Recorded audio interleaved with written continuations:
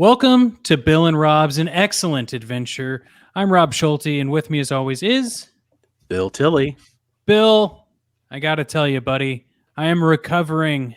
I'm recovering from BugCon, the last BugCon. You do look a little peaked there, Robs. What exactly is this BugCon that you speak of? It's best with as few details as possible said on our podcast, but I did get flown to Phoenix, and I got this visor for if those of you who can see. So I'll answer questions later, but I think what's bringing me peace right now is that we have a guest on today's episode.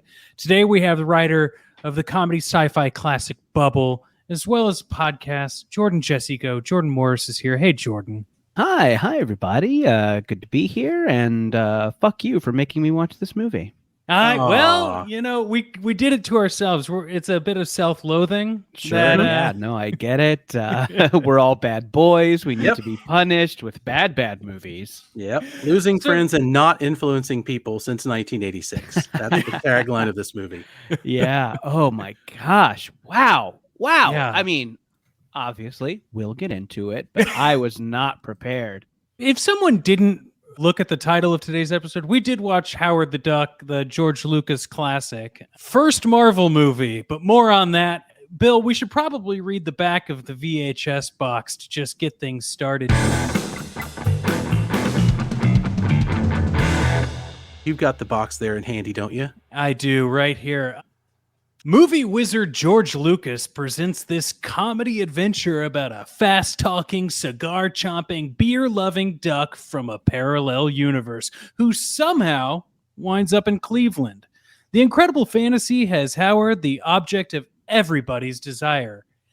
In love with rock singer Leah Thompson and doing battle with the evil dark overlord as he attempts to return to his own planet. Featuring the songs of Thomas Dolby and the special effects magic of George Lucas's Industrial Light and Magic Company. What else could you ask for in a Marvel film? Nothing. And you couldn't ask for anything more in 1987 than what you just said.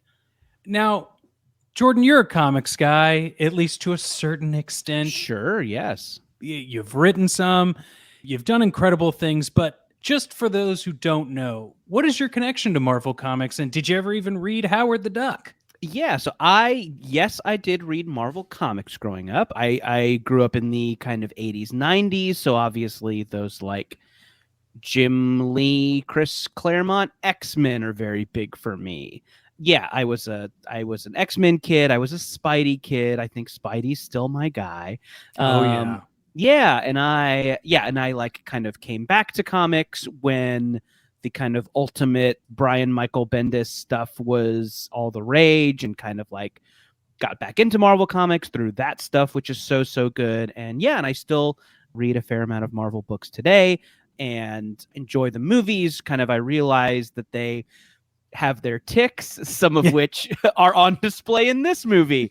But for the most part, I enjoy the kind of MCU output, even though it has its warts. I still really like it, and like seeing those like comic characters come to life. So totally, warts and all, it's fun to see on film. Totally. I don't know, Bill. Jordan and I seem to have been in the same comic universe. I read X-Men as a kid. I was a Spidey kid. The cartoons really spoke to me as well, helped me bridge that gap from visual to reading. But you were in the thick of it. We've talked about that on some of these other MCU related episodes that we've recorded, or pre-MCU, as I should say. But did you read Howard the Duck? Did you read the strip? Did you do any of that as a youngster? So I never read Howard the Duck proper. I knew who Howard was because I read a lot of Marvel books back then. In the 80s, you would get those in-house ads for all the other books, and you would see Howard every once in a while. And there was always that big Howard with the Defenders. And I was a big Defenders reader, still am. So I knew Steve Gerber's work through the Defenders. I didn't really know it through Howard. He Were would you a big pop up. Man Thing guy? No, because that kind of was more towards the horror thing. But the idea that you could slip in the title "Giant-Sized Man Thing" and put it on the comic spinner rack and for 8-year-olds to see, You know, genius. that has never occurred to me that Yeah. that is the filthiest possible name for a superhero. Absolutely is. I've got And like he- a piece of anime sweat going on my forehead right now Right. just from you thinking that and saying So- that. Yeah. Like, No, why I haven't didn't they know. rebooted that? Why isn't there a Man Thing movie? Ooh, there is, and it's not good. Oh, is Oh. there? Yeah, the Sci-Fi Channel made one in the early 2000s. It's in name only. They We didn't will Wow. not do anything be good. adding that to our list of episodes. It's on there, but we chose not to do it. Listen, if you're doing this piece of unwatchable trash, surely the Man Thing movie is Well, worth a watch. If they had named it Giant-Sized Man Thing, I think that probably That's would have true. done it. They Yeah. just It would have Man been Thing in the title's too pedestrian. behind the beaded curtain of Marvel movies. Oh, behind the mossy green door. Yeah. no. Anyway, well, maybe we should get into some of the interesting cast of characters in this show. So, Bill, why don't you run us through some of the cast crew credits? So the writers were Willard Hayek, I hope I'm saying his name right, and Gloria Katz. They had worked on Temple of Doom and some of the Indiana Jones stuff and American Graffiti. This was a Lucas project, so you had some of the standard Lucas names all involved. He brought all of his power to this movie, and it was based on a character created by Steve Gerber, who also created Man Thing and worked with the Defenders and did a lot of books for Marvel. He was well known as being a real kind of satiric writer. So a lot of his very adult theme, very gotcha type stuff seeps into here. You'll notice if you can draw any parallel between this and a modern movie, I think it's Deadpool. I think Howard was very Deadpoolish for his day. A lot of look to camera, a lot of can you believe this shit is what's happening kind of stuff. Yeah. That's what Steve excelled at. The director, Willard Hayek, this was his last movie, I believe, after this. Not a great ending for him. He had done a few other things, but actually he was the second choice, I understand, for this movie. Lucas wanted John Landis. So if you can imagine a John Landis Howard the Duck movie, you might have I really don't had think something. this movie has to be bad. I think there is Sure. a good version of Howard the Duck somewhere. There is. And I can totally see like how these are fun comics. I didn't read it, but I know Chip Zdarsky kind of tried to rehab Howard the Duck semi-recently, and I'm like, oh, that seems like a good marriage of like writer and material. I don't think Howard the Duck is the problem here. Yeah. It's I think execution. that It's the execution. totally execution. And Bill, you said, Willard wasn't the first choice. Well, there's a lot of not first choice, I think, going into this movie. There are. This is a duck with absolutely paddling furiously under the water and going nowhere in a lot of places. So I kind of have a theory on that. Thank you for sticking to the duck puns that this movie loves. I so am much. I This am movie- consistent. I'm a man of consistency. Yeah. Oh, And of you know course- what? They never say water off a duck's back, do they? No. Whoa. How do you leave that out? How do you do a whole movie of wall-to-wall duck puns and leave that off? I really wish there would have been like alternate names for people, like in the closing Predator type credits where it would be like freeze frames. I want their like duck Yeah. version, Sure. Yeah. Oh yeah, like they do on the Grand Tour where they just rename themselves depending on where they've gone out for the day. So that would have Could been have done pretty neat. Mallard is- Yuck. Yeah. I was trying to think, is there a duck? Leah Thompson? Is there, Ooh.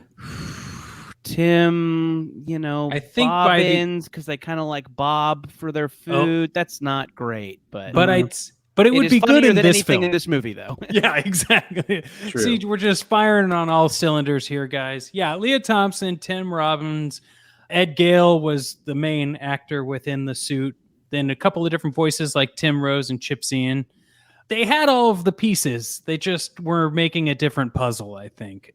I do want to say, guys, that I was doing some online research about this, doing my own research about this movie, and I came across a Reddit quote from someone who had watched this for the first time on TV, and they said that this movie was so surreal that I recall watching it on TV and seeing a streaming ticker tape announce that Princess Diana had passed away. And I really Oh, had to boy. wait to figure out if that had actually happened or if it was part of the movie. This movie is And- so irreverent. Yeah, I just really feel like that is unfortunate that a movie is so, like you said, irreverent that like right. you can't It's even also tell. like tonally incoherent, you know. that you're Exactly. like, is this news announcement part of the movie? You know, right. Like you wouldn't know that that's real. And when like the gremlins, you know, and gremlins take over the camera and stuff, like there was these themes going on in weird, silly horror comic-y movies. Well, it's kind of one of those weird things of you've had so many people involved and they've all got a different look at it, but this movie doesn't really adhere to any one tack. It's not all satire. It's not all zany. It's not all anything. It's like a hand grenade to your brain. It throws all this stuff at you, and then you kind of have to sort out what you've been given because it just goes in every direction. You can't tell from 1 minute to the next if the movie's taking itself seriously, if it's making fun of itself, is it making fun of us for watching it? You know, just what is happening with this? It's cokey. It's just cokey. It's Yes. 80s. It's just like they just had all these ideas and no one said, don't do that. Or like, let's do this long scene where they're piloting a tiny plane and it'll be 30 minutes of plane gags. Yeah, it's just it feels like it's like a little kid telling you a story. It's like, Yeah. and then, you know, and then this, and then this, and then this, and oh, really? And then her band is trying to get off the ground, but then the Dark Lord comes and he needs energy from the nuclear power plant, but they have to get the key so Howard can take the laser and ride. It's like, what? Yeah, I mean, Yeah. and I know if you describe any comic book thing like this, it can sound crazy, but I do think this is especially incoherent and focusless. In a way, I think this plays into the time because this is post Return of the Jedi, where Lucas is famously, you know, separated from his wife and a lot of his staff who had been the people that had kind of kept him in a rudder. They'll tell you all through the Star Wars years that like George would come up with things and other people would kind of inject the humanity or put in the words that keep the ship going in a direction that makes sense and relates to people. But if you left him alone, he'd just be like, well, what if we just have a lying duck come down and he'll just be a duck, but everybody else. end, he plays guitar on yeah. and everyone loves him, but they're singing a song about him while he plays the guitar. And like you said, Jordan, there's nobody there to go, no, George, that's a terrible idea. And and it shows. And I love George. I think, you know, like cold take, George Lucas is a genius and like Star Wars is brilliant. And I obviously like the conversation about George Lucas has changed a lot in recent years, but I do think he's built some a of the things we love. Yeah. And he has influenced culture more than most, but maybe we don't ask George Lucas what's funny. Yeah. Maybe we don't go to George Lucas for comedy. We go to him for world building and grand scale ideas. Absolutely. Metaphor. Sure. But yeah, we maybe we don't go to George for our yucks, you know? Although I would pay money to see one night of George Lucas at the Improv. I think just for the experience. Oh, yeah, no, I get it. Yeah. So has anybody here read Joseph Campbell? You know, the weird part about the hero's journey is that it starts in a place of safety. Why is it when I'm at the grocery store in my mansion that I always get the squeaky wheel? Bill, you put together the segments for the pre-MCU series. What's the first one we got? This is the segment where we take a look at some interesting and fun or shocking things we've discovered. And I know the idea of finding anything interesting, fun, or shocking about Howard the Duck just really blows your mind. But we call this segment, What's Under the Mask?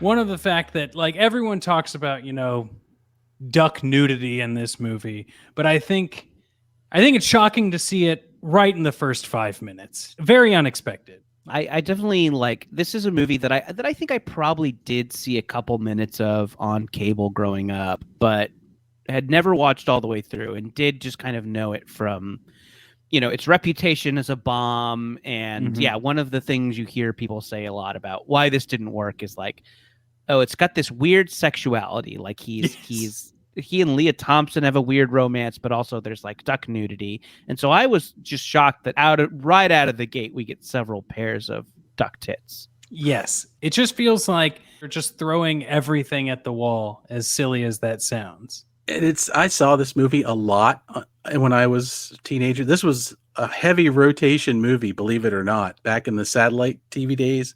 I probably saw this movie half a dozen times, if not more, before it rotated out. Honestly, watching it again, didn't remember the duck tits. It flew, quote unquote, right by me to the point where I had to look back and go, why did I not remember this part? I remember everything else, but not this. And it just really went to show that, like, you watch this movie and it kind of starts out and you're thinking, this is a kid's movie. And then it's suddenly not a kid's movie. And then from there, it's just, you don't know what to do with it. So it almost throws you a shock so hard that you're taking this ridiculous concept of everybody else is human, except we have a walking, talking, thinking duck. And that alone needs to be framed in some way. And the fact that this movie doesn't really frame it and just starts going crazy with it, it's no wonder to me that I only have like these visual memories of about 10 to 15 seconds a piece from watching this the first time around to piece it together. I mean, I kind of respect how it started. When it started, I'm like, okay, this might be kind of fun. Like, maybe people just kind of didn't get this. Like, you know, the world building is fun, just going around his room and seeing all the duck versions of, you know, movie posters. There's some George Lucas self-referential stuff going on in this movie. And the Raiders of the Lost Ark is Breeders of the Lost Stork. Breeders? Am I missing something? Is that anyway? I guess that's the only like bird thing we see. It's all duck except for this thing is Breeders of the Lost Stork. Anyways, you know, I was very thrown by that one too, because in a movie that has a lot of things stretched, that one is like, well, yeah. Oh my god! Just watch the dailies, guys. We could just switch out any of these posters for anything else that we want. But Temple of Loon, there it is. I don't know. I was very out yet, but yeah, I was very fond of the Splash Dance one myself. I thought that one was great. Oh, that's funny. Yeah, and it's like nobody really seemed to ever. It had to be from day one on this movie, just going, "What are we doing?" Because you think of like a Naked Gun, and from the minute you kind of roll into it, you get it. Like if you see something that crazy on the wall, you'd go, you know, got it. I can process it and roll with it. And this movie it starts out that way, and you think, all right, this is great. And then, boy, does it really kind of take a hard shift. All this went over my head in my younger days, but even still, maybe because I was a youngish teenager, I still didn't get the joke on some of these things. So. True. I think that I'm starting to realize why Robin Williams quit after about a week on this film. Was Robin Williams supposed to be Howard the Duck? He was supposed to be the voice of Howard the Duck. I didn't know that. Yeah, apparently the biggest reason was because, I know this was a little bit later, but like when he played the genie, he could just act and then they would animate to him. But they had already shot all of the scenes. So he had to do a voice for the movement of the mouth, and it just didn't work for him. Bill, was there any amazing facts that jumped out to you? So yeah, I found out that this movie had a hotline that you could call before the movie came out. It was 1-900-410-DUCK. Please, if anybody dials that now, contact us via many of our social medias and let us know what's there. But you would call it up and pay for Howard, it, huh? It was Howard would come on and he would tell you about the movie, and you might get one with some conversations with the cast. And this is such an 80s move that it made me smile. I actually called one of these once for Knight Rider. You could call before the season started, and Hasselhoff would tell you. Yeah, he would tell you about what Kit was going to look like in the new season. Wow. And I had a rotary phone, which made that very difficult. You had to find a friend with a touchtone phone. But yeah, you look at that and go, okay, there's the marketing. And part of it, they kept it all under wraps. They didn't really show Howard at all. So you didn't really see what was going on until you saw the movie. And they were going for spectacle, clearly, but I don't think they quite made it. And then the other one big thing that I found out was that Leah Thompson and the band, they did all their own vocals. So when you're watching this movie and Cherry Bomb's playing, those girls are rocking it out. They're doing all that stuff on stage. So I got mad respect for that, to be able to jump up there and do that. That's kind of awesome. Yeah, and Leah Thompson, I don't think anyone comes out of this movie looking good, but Leah Thompson is the closest thing to someone who kind of like survives this. Like, obviously she's an icon and an 80s icon, but yeah, I think the fact that she like does all her own singing, and it's good.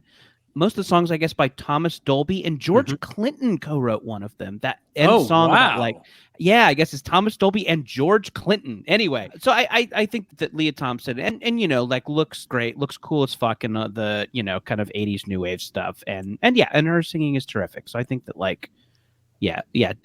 Does anyone survive this movie? Not really, but Leah Thompson comes close. It's kind of funny because I watched one of her interviews and she mentioned that a lot of the cast after they were done thought this movie would have been better if Howard had been an animated cartoon.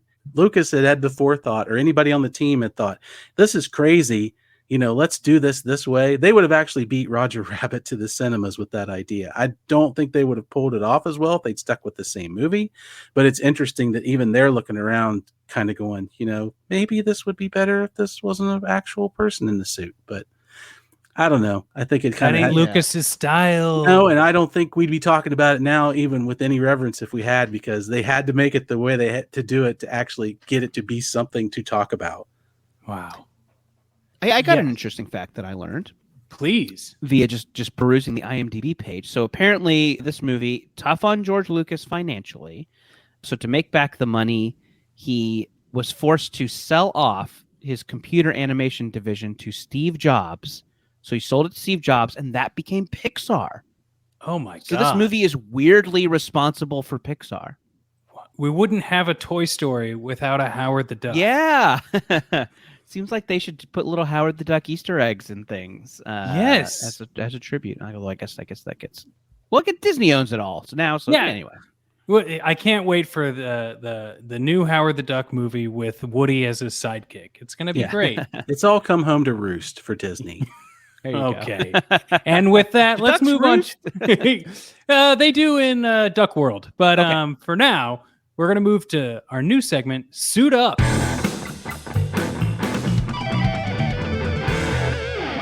Suit Up is where we discuss the look of this movie, the costumes, the sets, what fails or succeeds in living up to the image of what we're looking at from the comic books, or what's impressive, or is there anything about this movie that they do that you just cannot forgive in the way they shot it? So, Rob, did you see anything of interest that piqued you or disgusted you when you're watching Howard the Duck? Well, I think there's a lot of things that all of us can say. So out of the notes that I took, I'll just say that I really liked the look of the punk band, the kind of new wavy. Right. It very much looks Hollywood musician rocker, but I kind of really like that. It is funny. It does seem like they're trying to kind of code them as punk.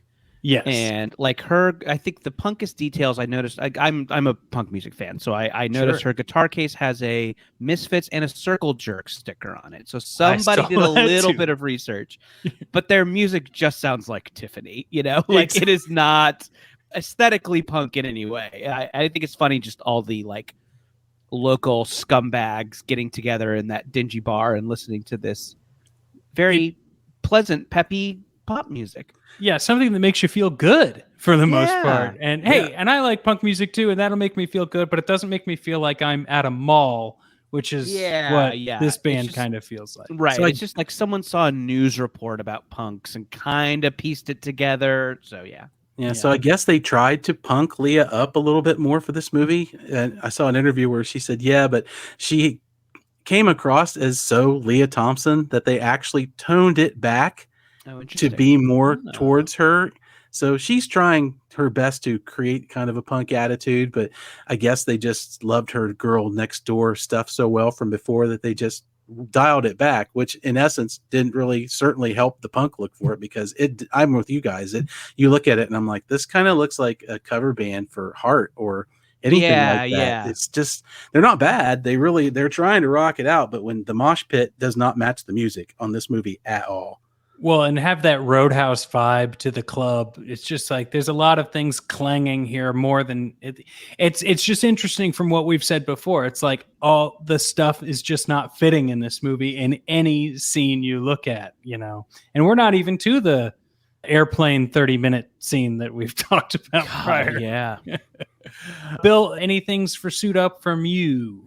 So yeah, it's interesting. Like I keep giving Leah facts because I got a little bit of a movie crush on Leah Thompson, always have. So I mean, don't we all? If you Yeah, listen, got if to. Very you fair. grew up in a certain time, you have to. Yeah, she kept all her outfits from this movie. She put them all together. She did that look to come in. So I think it's pretty neat that she actually, as much as she might not be punk, but she crafted the whole thing. So good on her for that. And looking at suits, the Howard the Duck suit cost about $2 million to put together. Good Lord. Does it look like $2 million was spent on this thing? It's just super complex and everything, and they threw everything they could at it. But, it just kind of goes to show you that money won't always make something good. And even with the limitations of the day, like it's impressive, but it is just a weirdest thing that you could look at that and go, I didn't know it till later and think 2 million, really? And that's what you get. But you got to give him enough that it runs around in there. So he's pretty agile in that little duck suit. So good for him for being able to move it all in that thing. That's true. I'm always blinded by like how much things cost in movies, not being a professional filmmaker myself.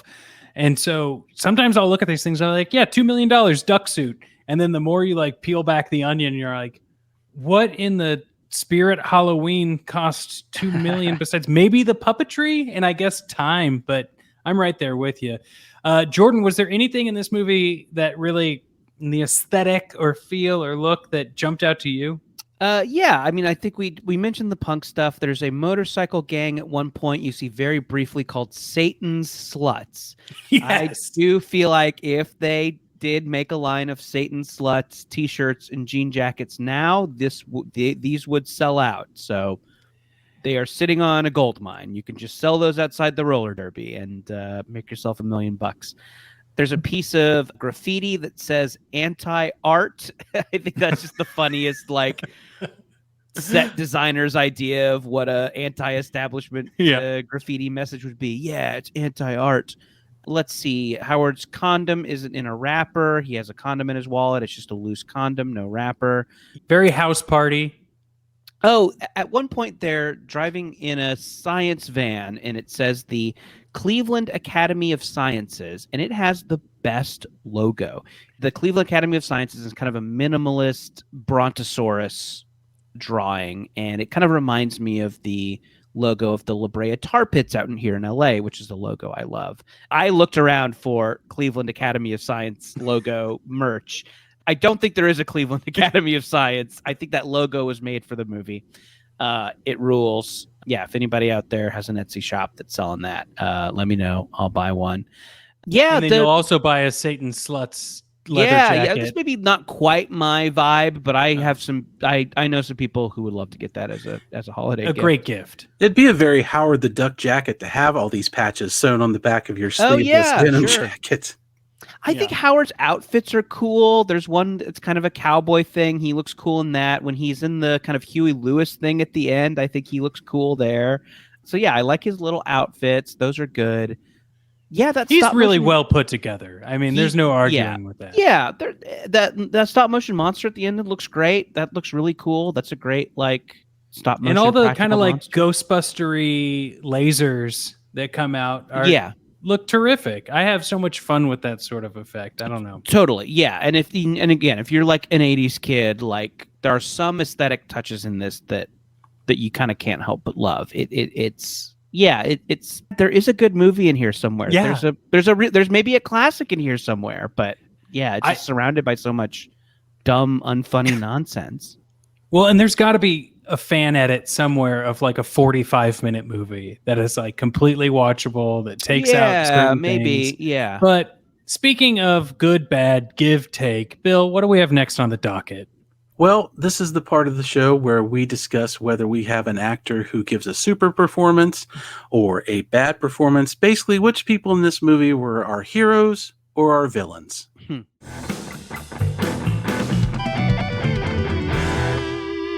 There's so much to choose from on most of the villainy side of things, but I would say I got to come back to the Leah Thompson well here. And although I love her, I'm going to just play the wild card, put her in the villain category because they just put her, and it's not her fault. She is just put in slightly too horny of situations. So it's not Leah, it's the too horny of situations that is villainy for me. But it does give a testament to Leah Thompson's acting to have to go that far in a movie so silly. And hero side, Chip Zine for filling in for Robin Williams. Apparently, he had like a week's notice that they're like, you need to get to this set. And to be able to fill a Robin Williams shoes, that's got to be terrifying as a voice actor. But I think I really liked the vocal acting of Howard. I thought it was a believable character and it didn't feel too over the top.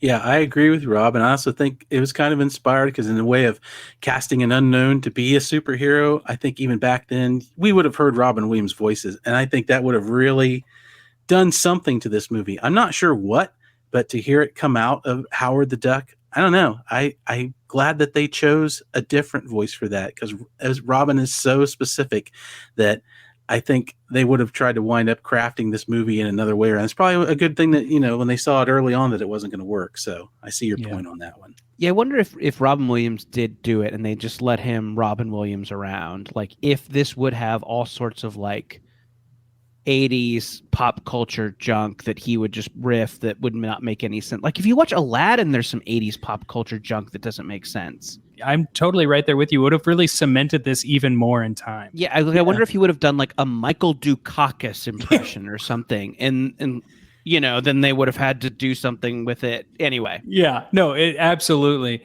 Jordan, was there a hero and or a villain for you in this film? Yeah, I mean, I think everyone was just told to act like it's a cartoon because everyone is so over the top, and there is kind of a nice thing when the humans are acting so crazy and Howard's vocal performance is a little more subdued, is a little more like everyman. I think there is something there, like that's a good instinct.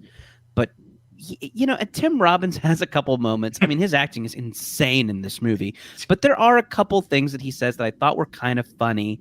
This is maybe the worst line in the movie, but so they take Howard to him because he works in like a science lab, and you kind of find out that he's not an actual scientist, but he's like a grad student or something. And when they like take Howard away, he says, "Oh, now I'll never get my own museum," which I think is a funny like misunderstanding of what a scientist is. Like, no, they don't own museums. Yeah.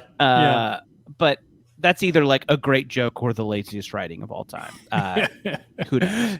I'm going to go with great joke because this needs some bonus points. I'll give it some credit. Yeah, if we go ahead and assume that's on purpose, that's pretty funny.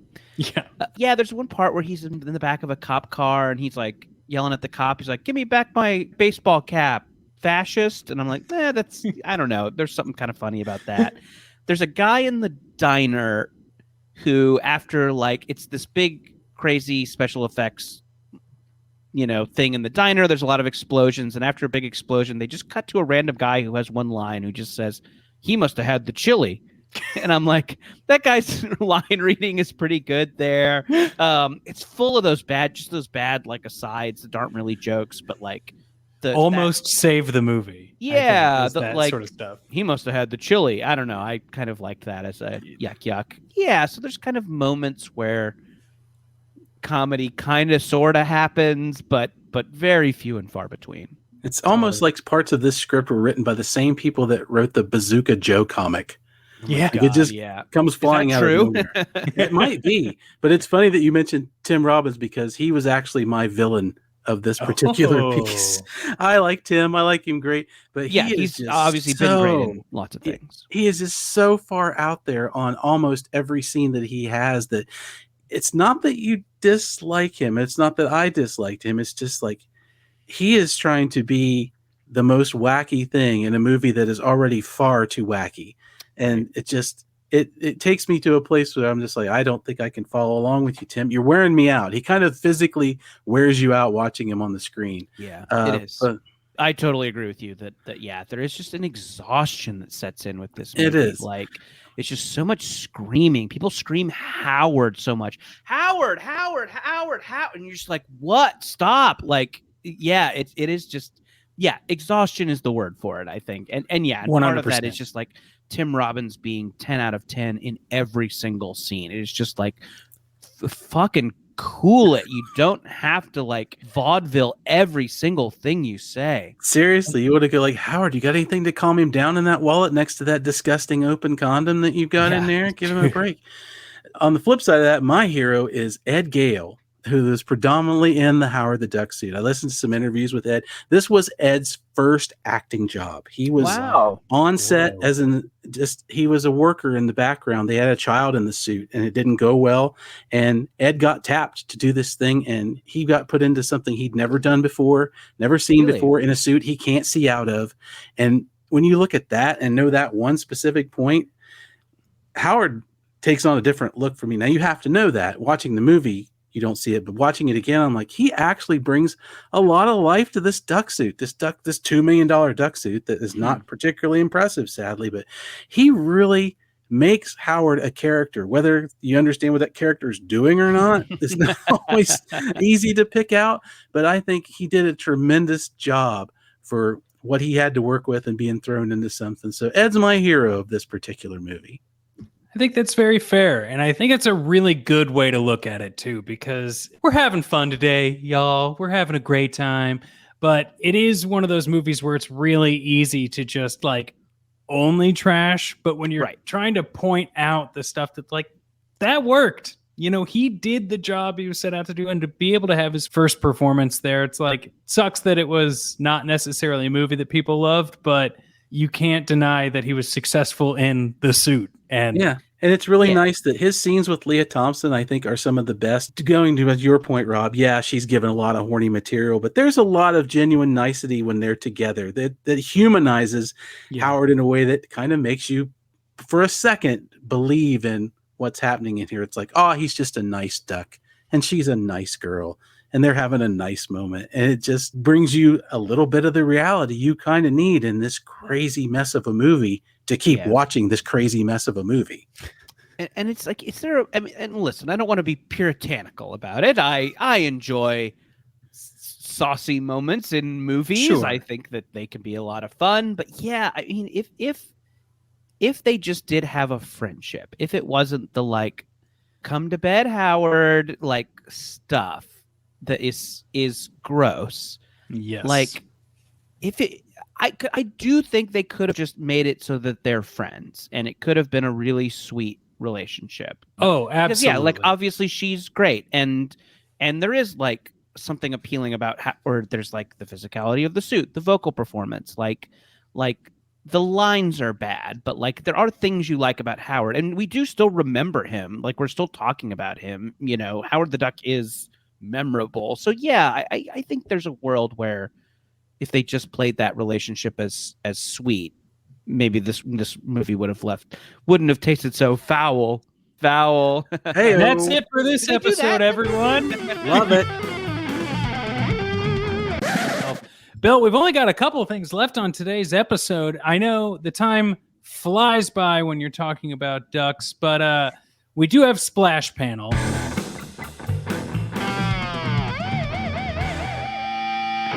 Splash Panel is where if we have to convince someone to watch this movie and we only have one scene to do it, which scene do you choose? Jordan, Bill and I will go first, so maybe you can... I know this is a very difficult question to ask. It is.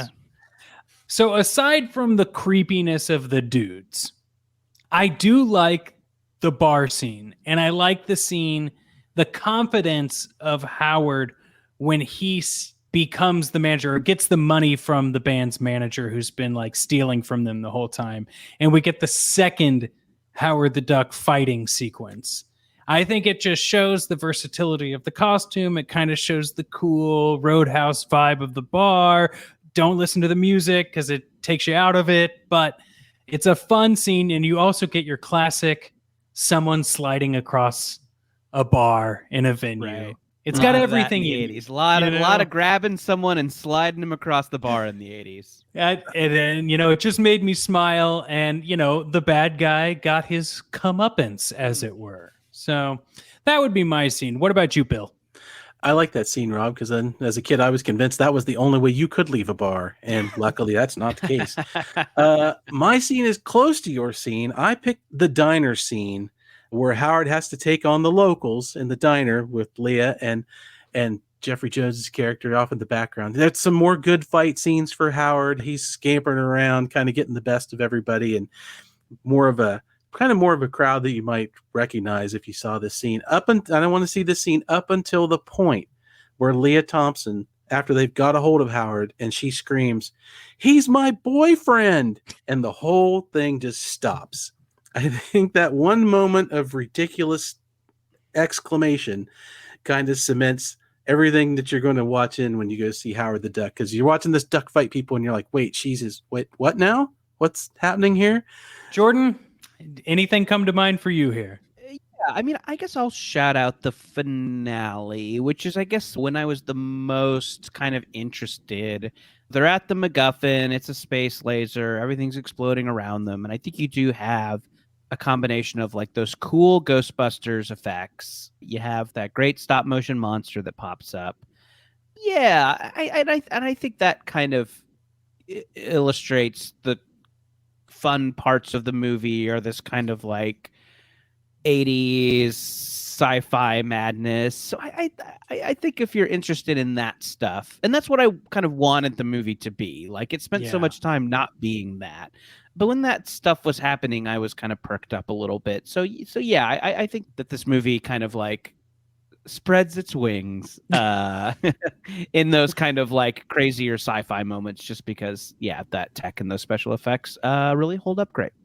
Yeah, I really agree. I got to that scene and I actually rewatched that scene and that scene alone more than once, because I love watching stop animation. I love seeing where they came from. This ain't your daddy's Clash of the Titans, Right.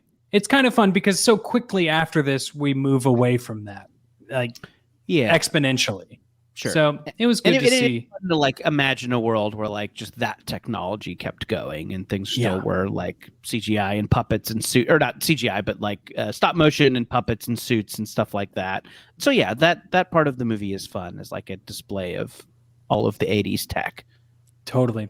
And I will just say here, before we move into our final segment of the episode, that if we come up with any more duck-related puns, we can just email them to me as pickups, and I'll just float them in there wherever they belong. So, Bill, we've got the Marvel mailbag.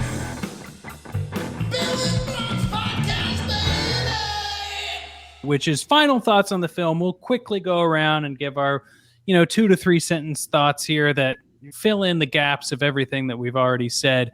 And then, Bill, after that, you will tell us how we rate this film. The big thing for me is that although this movie has its warts, as we discussed earlier, and doesn't really cohesively come together, it has a story, it's poorly executed, but I do think all Marvel movies should have this look. I think there's something about grainy film, almost studio lot. We talk about these new Marvel films not being perfect, but there was a time when we thought Iron Man was like, holy shit, they've done it, and it's great. And I still love watching Marvel movies. I'm intrigued, as of this recording, She-Hulk just came out on Disney Plus, and that's awesome. A freaking amazing character. I have so much fun with this stuff, but there has been so much that it has become hard to differentiate. And I think if there was like a step back into like how the approach to the Marvel films are, it could be really fun to see a new Marvel film with this sort of like flaming trash can, alleyway, just darkness to it that we may never get again in a Marvel film. We're not going to get another Howard the Duck or a Blade or something like that in that aesthetic, I should say. Right. But I'm glad I watched it. Bill, how about you? What are your final thoughts? So the movie is trapped for me in a way. It seems like it's trapped between farce and something you're supposed to look at realistically. And it's tough. It's got a lot of stuff that's just kind of out there. And I think certain movies, particularly comic book movies, it's great to have things to think about. But if you give the audience everything to think about and they're constantly, as this movie's going, trying to figure out what is happening, then you don't really have time, certainly on the first go around, to enjoy it. Or maybe if you saw this movie in the theater, certainly did not want to go back and watch it again. So because this is really a funny book movie, not so much comic book. Howard was made at a time where, this stuff was still child's play. Not as in any way it was going to be treated seriously. So to not have a clear direction for it didn't help it at all. But what saves this movie is the actors and the people involved. And once again, the reason we do this, I think this is a shining example of people. They're not trying to make a bad movie. They're giving it everything they've got. You've got a lot of people giving it in a lot of different directions, and it's not coming together always on screen. I think the biggest letdown for sure is the script, the suit, the look, the effects. We've spoken of them well throughout all this, especially for the time. You're just stuck in the story, and the story doesn't really give you a good direction to go with a lot of the things. But they do give it all they can with what's on the screen. You always want to say, you can't really blame the actors. You've only got to work with the story that you're given. So it's definitely a movie of its time. It's definitely something probably most people not sure they would even call it a Marvel movie, even though in the promotional material, some of them say Howard is the first Marvel superhero. The reality is he's not a superhero.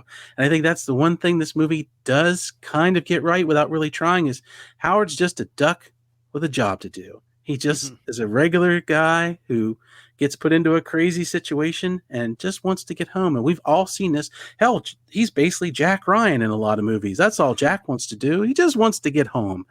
So good on him for at least doing it. And I'm glad they picked this topic because, a walking, talking duck is the only way you're going to have a shot at this in any way, shape, or form. So at least it gives you a lot of entertainment. There's enough good stuff there to watch throughout the movie to not make it feel like you've been insulted. I'll go that far. You might feel like you've wasted your time if you're a certain person if you watch this movie, but I don't think you'd feel like you got insulted by it. It's just the best they could do, and I give them all the credit in the world for that, even though for sure when you get down to storyline, not a great movie. And maybe next time around, Howard will get the treatment that Rocket Raccoon got in the actual MCU. So it can be done. You're right, Jordan. I absolutely believe there are the bones of a good movie here. I just think it was a little, in some ways, ahead of its time. I bet Landis would have done a good job. I bet Yeah. the Landis version is probably pretty good. Yeah, I think he would have really created something that probably would have been even, a little more scarier and a lot more humorous in a way that's just not slapstick humor. It'd be like Ghostbusters humor or things like that really play in. So I yearn for the Landis movie that we didn't get. But in the meantime, I'm going to give Howard his props. He got there first, so he fit the bill. They let him have his movie. All right. Thank you for adding that in at the end there, Bill. Now, Jordan, final thoughts? His name's Bill. There's a duck pun that's been running throughout this whole episode. I'm waiting for somebody to call me out on it. Thank you, Jordan, so much. Put it on my bill. Anyway. Mm-hmm. Jordan, did you have any final thoughts? Yeah, I think everything Bill says is correct. I think you can have some fun if you wanted to look up like the best of this movie on YouTube. I think if you wanted to like see some of the like Leah Thompson band performances, because those are fun. And if you wanted to see, some of the stop motion and kind of what the suit looks like, I think you can have some fun with like the best of Howard the Duck on YouTube. I'm sure that exists. And I would totally love to see them take another whack at this character, because it's not the character's fault that this movie stinks. And I'm actually kind of curious to read those Chip Zdarsky comics now. I think maybe I would be totally curious to see what a really cool, funny writer does with the characters. So yeah, hopefully we get a Howard Disney Plus series or something in the future that kind of course corrects. But for now, I would say maybe don't subject yourself to the runtime of this movie, but just check out some clips. Great call. Now, Bill, how do we rate today's film? Like, what is our scale?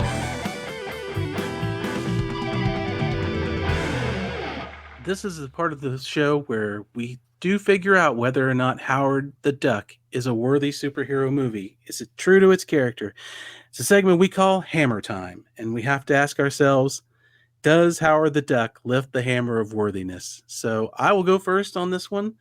I have a hard time with my own question because there's only one Howard the Duck movie. And I did not read all those comic books. I'm not a super fan of Howard the Duck, but I do know Steve Gerber's writing. I've read some of it before. I understand what Howard was to him and what it was supposed to be. And I've said it earlier, I come back. I think Howard in a lot of ways was Deadpool before Deadpool. So keeping that in mind, it's not a good movie. We've said it all before. It's not a good movie for a story, but for what Howard's supposed to be with his duck foo and his suit and his miniature We don't call guitar. it human foo here. We don't make human puns in the human world. No, not always making man puns. Anyway. I'm with you, Jordan. I think the worthy parts are on YouTube. Probably 35 minutes of this movie that is worthy, and the rest of it's not great. So no, I don't think this movie is worthy of Howard the Duck, but it is a fun movie. And I think in today's age, now that we've seen a lot of stuff and we've seen a Deadpool with a comic book character and we've seen what Rocket Raccoon and what some of this do, I think now people would be a little more accepting of watching this movie if they came across it. I don't know if they'd finish it. I like it. I've seen it before. I'll watch it again at some point in my life. It'll probably be a long time from now because it goes a long way. But that's kind of where I'm stuck at, is it's not really worthy of Howard as a character. And I do hope that they do something more with this, because I think, like we've said, there's good bones here and there could be a really great Howard the Duck movie down the road. So, Bill, you're saying it does not lift the hammer? It does not lift the hammer. Okay. I agree with you. I couldn't say anything extra that I haven't already said. I do not feel like this movie could lift the hammer. Jordan? I'll go ahead and just agree with everything here. No, does not lift the hammer, but would I love to see Howard lift the hammer in the future? I would. And yes. And I hold out hope that can happen someday. I do believe that'll be in phase 8. Howard. I mean, they got to get to him at some point, right? Exactly. Come on. He's made one appearance after the credits. Just give us the hammer. So he's in some of those What If cartoons too. Oh yeah. God, I love those. Those are good. Yeah. Jordan, thanks for joining us today. Yeah, is there anything that you would like to plug? Yes. So I do a chat podcast called Jordan Jesse Go. Just kind of a pleasant goof around every week. I do that with Jesse Thorne and cavalcade of your podcasting regular favorites. You can find that at MaximumFun.org or wherever you get your podcast. And I co-wrote a graphic novel, a sci-fi comedy, much like Howard the Duck. Hopefully more coherent. It's called Bubble. I co-wrote it with Sarah Morgan. The great Tony Cliff does the art, and you can get that wherever you get your books and or comic books. It's terrific. And once again, thanks for coming on. And everyone tune in. It's a great podcast and a great graphic novel. Thank you. And I'm sorry I couldn't make it to BugCon. Well, if you would like to have been flown to Phoenix without knowing it, then I'm sure he'll come back as a Force ghost and we'll do it all over again. Well, Bill, Jordan was terrific. Always great to live in that Howard the Duck world, and I appreciate that he was patient enough to visit it with us. But now we're done with Howard the Duck, and we just got some credits to roll through and calls to action. That's right. The biggest thing you can do for us in our calls to action is please share this podcast with a friend, with a family, make some business cards and pass them out to all of your closest. No, don't do that. That's an expense we don't wish on anybody. Yeah. But please share, subscribe. It's free for you. It really gets the word out, and that's what helps us grow. You can join our Discord. We have some great people over there with some great conversations about these movies, other movies. You can talk to us. You can leave us comments. Let us know what it is that you like. What crazy movie do you like that nobody else around you seems to like or want to like? Robs and I will listen to you, and we'll even talk about it. You can make a one-time donation to our show. You can follow the link to our Gumroad site. And if this gave you $1 worth of enjoyment, you can kick that back to us if it's possible. We always say make it an amount you won't miss. It really helps us out. It helps us grow, and it helps us keep the lights on at home base. To be fair, Bill, that money isn't just like us buying a Snickers bar. You know, our recording equipment costs money. Our hosting costs money. These are things we're just trying to recoup until we, get the million downloads that we need to reach. So Yes. any support is very, very helpful. Yes, we always say we don't have fans, we have friends, and we appreciate all of our friends helping us out. Robs, what other way can they support us in this venture? Oh, there's so much they can do. They can follow us on all the social media accounts at Bill and Robs. Call our adventure line at 213-545-6176 and leave us a voicemail with all sorts of wackiness. Questions? We'll answer them. You can email us if you don't want to record your voice. We'll answer them. No questions to be answered on today's episode because the biggest question of them all was Howard the Duck? But Bill, we do have some thank yous to give, correct? We do indeed. We'd like to thank Jothan for our amazing show art. It is great. I love it so much. Every time I look at it, it makes me happy. Hope it does everybody that sees it. I'd like to thank Patrick for his editing duties, making us sound as good as possible, which sometimes probably may be a little bit of a challenge depending on what time of the day we record these things. So, what movie we're watching. Howard the Duck can give you a bit of a hangover after you're done seeing it. Howard the Hangover. Yeah, there's true. And like to thank Draxium and Dr. Z for our kick-ass theme music and stuff that we play for our interstitials. It's great. Please go and check them out. They have Bandcamp pages. They have their own stuff that they've done. So please follow these people and give them the same assistance and support that you're giving us. We'd really appreciate it because we appreciate them. Absolutely. And finally, we got to thank Mrs. Columbo, who allowed this film to be played in my house and then also listens to these episodes and makes sure that we don't have to get any more duck puns inserted into it. So, she is a true hero. She keeps us from quacking up. Oh, Lord. And with that, Bill, if anyone missed any of the things that we said, you can check the show description.